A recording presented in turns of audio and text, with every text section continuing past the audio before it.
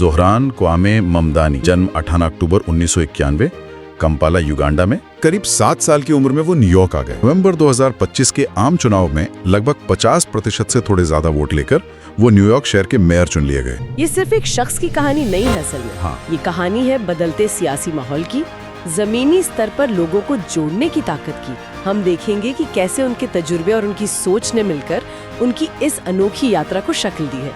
तो चलिए शुरू करते हैं।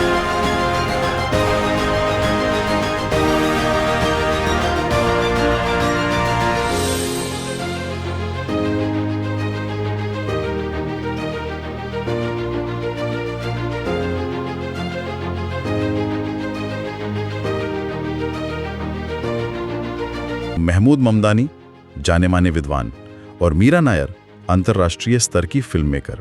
परिवार का ताल्लुक भारत से है। हाँ, ये पारिवारिक पृष्ठभूमि वाकई बहुत अहम है। सोचिए, एक ऐसा माहौल जहाँ बौद्धिकता और कला का संगम हो। बिल्कुल। बचपन युगांडा, दक्षिण अफ्रीका और फिर न्यूयॉर्क शहर में बीता। ये सब उनके दुनिया को देखने के नजरिए और बाद में उनकी राजनीति पर गहरा असर डालता है। हाँ, ये तो है। जानकारी के मुताबिक उनका बीच का नाम क्वामे खाना के क्वामे नक्रुमा के सम्मान में रखा गया था। अच्छा। हाँ, ये भी उनके परिवार के राजनीतिक झुकाव की तरफ इशारा करता है एक तरह से। और फिर करीब 7 साल की उम्र में वो न्यूयॉर्क आ गए। जी। न्यूयॉर्क शहर के पब्लिक स्कूलों में पढ़े, Bronx high school of science से ग्रेजुएट हुए। फिर बॉडविन कॉलेज गए, जहां अफ्रीकाना स्टडीज में डिग्री हासिल की। मुझे ये बात भी दिलचस्प लगी कि वो संगीत में भी काफी सक्रिय रहे हैं। हाँ, यंग कार्डमम नाम से। हाँ, यंग कार्डमम नाम से म्यूजिक भी रिलीज किया है। सही कहा आपने। और ये उनकी शुरुआती दिलचस्पी दिखाता है, पहचान, नस्ल भेद का विरोध, एक अप्रवासी होने का अनुभव। ये सारे मुद्दे बाद में उनके सियासी पैगाम का हिस्सा बने। शिक्षा और कला दोनों क्षेत्रों में उनकी पकड़ उन्हें मसलों को एक अलग, शायद ज्यादा मानवीय नजरिए से देखने में मदद करती है। हाँ, ये कनेक्शन दिखता है। बीच काम किया, हाउसिंग काउंसलर के तौर पर, लोगों को संगठित करने वाले के तौर पर। जी। और खुद चुनाव लड़ने से पहले उन्होंने दूसरों के लिए, खासकर स्थानीय प्रगतिशील उम्मीदवारों के लिए कैंपेन मैनेजर का काम भी किया। और यहीं से उनकी कहानी एक अहम मोड़ लेती है मेरे ख्याल से। जमीनी स्तर पर लोगों को जोड़ने और खासकर आवास मतलब हाउसिंग के मुद्दों पर काम करने का उनका तजुर्बा। हाँ। उनके सियासी ब्रांड का एक तरह से केंद्र बन गया। किफायती घर और किराएदारों के अधिकारों की सुरक्षा उनके सबसे बड़े मुद्दे बन गए, जो सीधे उनके शुरुआती करियर से जुड़े हुए थे। बिल्कुल, ये कोई हवाई बातें नहीं थी, बल्कि उनके अपने अनुभव से निकली थी। हाँ, ये कनेक्शन साफ दिखता है। और फिर आया चुनावी राजनीति में उनका कदम। जी। 2019-20 में जी। उन्होंने न्यूयॉर्क राज्य विधानसभा के लिए चुनाव लड़ा, 36वां असेंबली डिस्ट्रिक्ट। इसमें एस्टोरिया, लॉन्ग आइलैंड सिटी जैसे इलाके आते हैं, क्वींस में। हाँ, और जून 2020 के प्राइमरी चुनाव में उन्होंने जो किया वो काफी चौंकाने वाला था। बिल्कुल। उन्होंने 5 बार से विधायक रही अरावेला सेमाटोस को हरा दिया। है ना, ये एक बहुत बड़ी उलटफेर थी। इसने उन्हें अचानक न्यूयॉर्क की सियासत के नक्शे पर ला खड़ा किया। सही। एक स्थापित नेता को हराना, वो भी इतने कम सियासी तजुर्बे के साथ, ये दिखाता है कि उनका संदेश लोगों तक पहुंच रहा था। हाँ, विधानसभा में पहुंचकर उन्होंने उन्हीं मुद्दों पर फोकस किया जिन पर वो पहले से काम कर रहे थे। जैसे आवास सुधार, क्रिमिनल जस्टिस यानी आपराधिक न्याय और पुलिस सुधार, आप्रवासियों के अधिकार और सरकारी सेवाओं को सस्ता और सुलभ बनाना। और ये भी अहम है कि वो DSA यानी डेमोक्रेटिक सोशलिस्ट्स ऑफ अमेरिका के सदस्य थे और हैं। हाँ, ये उनकी राजनीतिक विचारधारा को और साफ करता है। बिल्कुल। ये संगठन अमेरिका की राजनीति में वामपंथी झुकाव रखता है और इसकी नीतियां अक्सर पारंपरिक डेमोक्रेटिक पार्टी से ज्यादा, कह सकते हैं, महत्वाकांक्षी मानी जाती हैं। तो विधानसभा में उनका कार्यकाल एक तरह से बड़े मंच के लिए तैयारी जैसा था। हाँ, कह सकते हैं।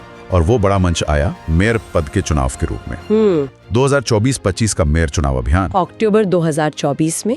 हाँ, अक्टूबर 2024 में उन्होंने अपनी उम्मीदवारी का ऐलान किया और उनके पूरे कैंपेन का केंद्रीय नारा था अफोर्डेबिलिटी, यानी चीजों को सस्ता और आम आदमी की पहुंच में लाना। बिल्कुल।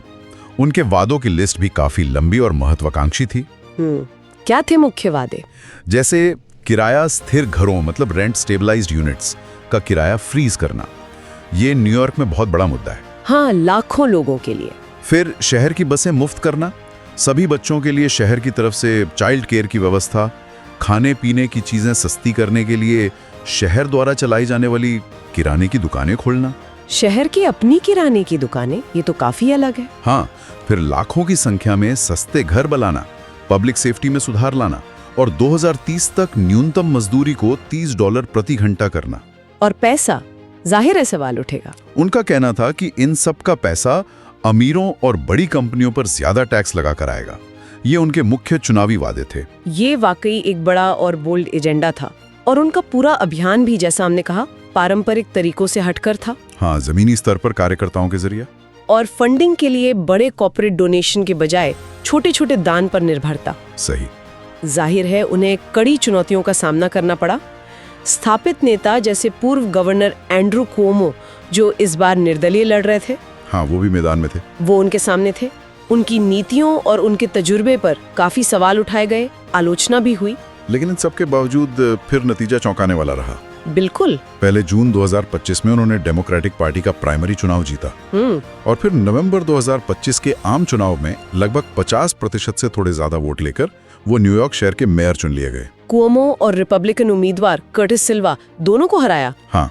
इस जीत को सिर्फ न्यूयॉर्क शहर के लिहाज से नहीं, बल्कि पूरे अमेरिका में प्रगतिशील आंदोलन के लिए एक बड़ी कामयाबी के तौर पर देखा गया। ये बात कई जगह कही गई। ये इस बात का सबूत माना गया है कि जमीनी स्तर पर लोगों को संगठित करके और सीधे आम आदमी की जेब और जिंदगी से जुड़े मुद्दों जैसे महंगाई और सस्ते घर पर फोकस करके चुनाव जीते जा सकते हैं, भले ही आपके सामने कितने भी बड़े नाम क्यों ना हो। बिल्कुल। और यहाँ आकर कहानी और भी दिलचस्प हो जाती है, क्योंकि उनकी ये जीत कई मायनों में ऐतिहासिक है। किन मायनों में? वो न्यूयॉर्क शहर के पहले मुस्लिम मेयर बने हैं। हाँ। पहले दक्षिण एशियाई मूल के मेयर जी। और आधुनिक न्यूयॉर्क के इतिहास में सबसे कम उम्र के मेयरों में से एक, शायद एक सदी से भी ज्यादा वक्त में सबसे युवा।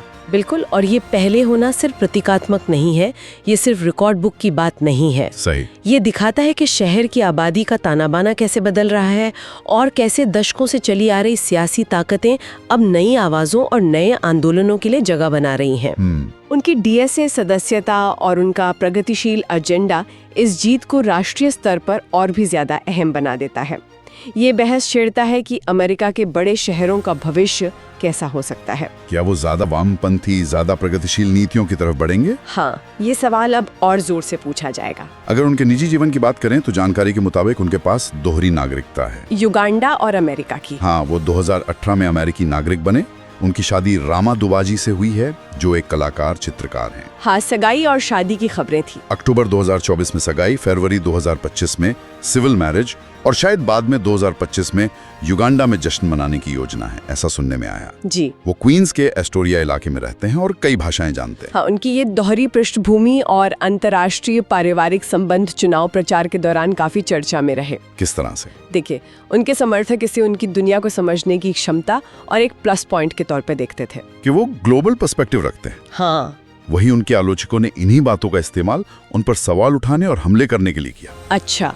ये दिखाता है कि आज की राजनीति में पहचान, राष्ट्रीयता, कौन कहां से आता है, ये सब कितने पेचीदा और संवेदनशील मुद्दे बन सकते हैं। जाहिर है उन्हें सिर्फ राजनीतिक विरोध का ही सामना नहीं करना पड़ा होगा, चुनौतियां और आलोचनाएं कई तरह की थीं। बिल्कुल। उनके कैंपेन को इस्लामोफोबिक और जीनोफोबिक, मतलब इस्लाम और विदेशियों के प्रति नफरत भरे हमलों का सामना करना पड़ा। ये दुखद है। अंतर्राष्ट्रीय मुद्दों पर उनकी टिप्पणियां, खासकर इजराइल फिलिस्तीन को लेकर, काफी विवादों में रही। हाँ, ये मैंने भी पढ़ा था। उनकी कम उम्र और कम प्रशासनिक अनुभव को लेकर भी सवाल उठाए गए। उनकी विदेश यात्राओं और संबंधों की भी काफी बारीकी से जांच हुई। अच्छा। और जानकारी ये भी बताती है कि कुछ रूढ़िवादी मीडिया संस्थानों ने उनके निजी पारिवारिक कार्यक्रमों पर भी सवाल उठाए। हाँ, जैसे शादी के जश्न की योजना और उनकी परिवार की प्रोमिनेंस, मतलब उनके माता पिता के मशहूर होने पर भी सवाल उठाए और आलोचना की।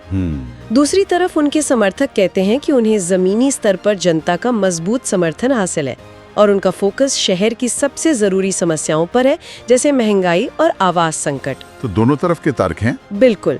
और यहाँ ये जरूरी है कि हम इन अलग अलग नजरियों को समझें, जैसा कि हमें स्रोतों से पता चलता है, बिना खुद कोई पक्ष लिए।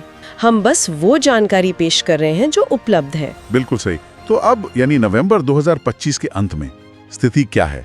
ममदानी मेयर चुनाव जीत चुके हैं और अपनी ट्रांजिशन टीम बना रहे हैं। हाँ, मतलब वो टीम जो मौजूदा मेयर एरिक एडम्स के प्रशासन से सत्ता के हस्तांतरण को संभालेगी। जी, उम्मीद यही है कि वो 1 जनवरी 2026 के आसपास अपना पदभार संभालेंगे, जैसा कि न्यूयॉर्क में परंपरा रही है। और उनकी शुरुआती प्राथमिकताएं क्या बताई जा रही हैं? देखिए, उनकी घोषित शुरुआती प्राथमिकताओं में अपनी टीम बनाना, महंगाई कम करने और चीजें सस्ती करने वाले उपायों को लागू करना और पब्लिक सेफ्टी यानी सार्वजनिक सुरक्षा के सुधारों पर काम करना शामिल है। लेकिन चुनौतियां भी कम नहीं होंगी? बिल्कुल नहीं। न्यूयॉर्क सिटी काउंसिल यानी नगर परिषद में भी अलग अलग विचार वाले लोग हैं, उनके साथ तालमेल बिठाना होगा। राज्य सरकार और केंद्र सरकार के साथ भी संबंधों को साधना होगा। हाँ, ये आसान नहीं होगा। देखने वाली बात यह होगी कि उनके कार्यकाल के पहले 100 दिनों में वो कौन से बड़े फैसले लेते हैं, उनके पहले बजट में क्या प्राथमिकताएं होती हैं। और अहम पदों पर नियुक्तियां। हाँ, जैसे पुलिस कमिश्नर कौन होगा, हाउसिंग डिपार्टमेंट का नेतृत्व कौन करेगा, स्कूलों से जुड़ा प्रमुख अधिकारी कौन होगा, ये शुरुआती कदम उनके पूरे कार्यकाल की दिशा तय करेंगे। तो कुल मिलाकर ज़ोहरान ममदानी की कहानी क्या कहती है? ये एक सामुदायिक कार्यकर्ता के शहर के सबसे ऊंचे पद तक पहुंचने की एक तेज रफ्तार और ऐतिहासिक कहानी है। बिल्कुल। उनकी जीत न्यूयॉर्क शहर के लिए एक नया अध्याय शुरू करती है, जिसमें चीजों को आम आदमी के लिए सस्ता बनाने और प्रगतिशील सुधारों पर जोर है। हाँ, हमने उनकी अनोखी पृष्ठभूमि देखी, जमीनी स्तर पर उनकी पकड़, उनके महत्वाकांक्षी नीतिगत वादे और उनके सामने खड़ी चुनौतियां।